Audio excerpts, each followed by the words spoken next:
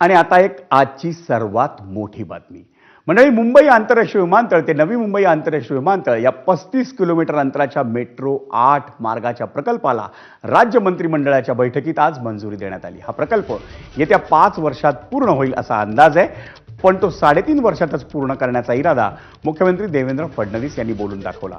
मुंबई आंतरराष्ट्रीय विमानतळाच्या टर्मिनल 2 पासून हा मार्ग सुरू होईल.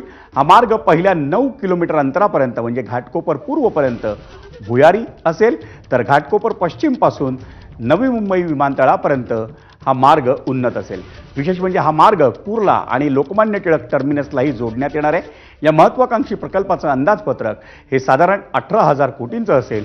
त्यासाठी केंद्र शासनाकडून 20% आणि राज्य शासनाकडून 20% अर्थसहाय्य घेण्यात येईल. उर्वरित खर्च हा सार्वजनिक आणि खाजगी गुंतवणुकीतून उभारण्यात येणार आहे.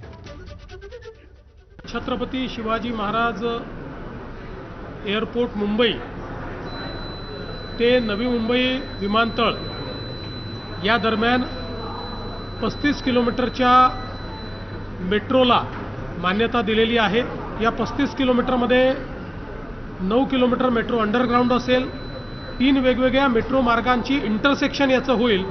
जवळपास 18,000 कोटी रुपयाचं याचं एकूण एस्टिमेशन आहे आणि PPP तत्वावर ही मेट्रो आम्ही तयार करणार आहोत.